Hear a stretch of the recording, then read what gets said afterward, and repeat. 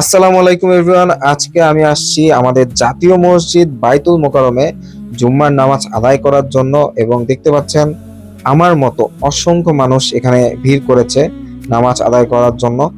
এবং আম, খুবই সুন্দর একটা জায়গা, খুবই খুবই খুবই ভালো একটা পরিবেশ।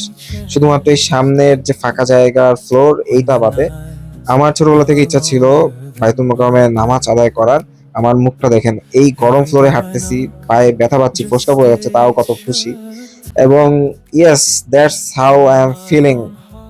তখন মনে হয়েছে যে আমি একদম সাক্ষাৎ সাক্ষাৎ আল্লাহর সাথে কথা বলতেছি। টু বি অনেস্ট, আমার এখানে নামাজ পড়ে এরকমই ফিল হয়েছে।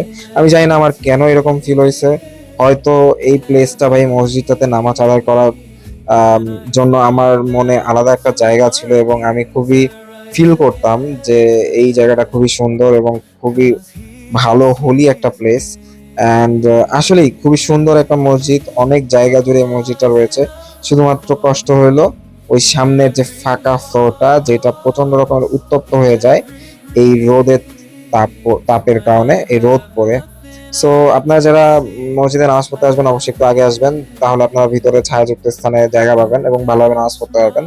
তা না হলে কিন্তু এই উত্তপ্ত ফ্লোরে আপনাকে নামাজ পড়তে হবে, যেটা কোয়াইট ইম্পসিবল এবং খুবই কষ্টসাধ্য। যাই হোক, আজকের জন্য এই পর্যন্তই।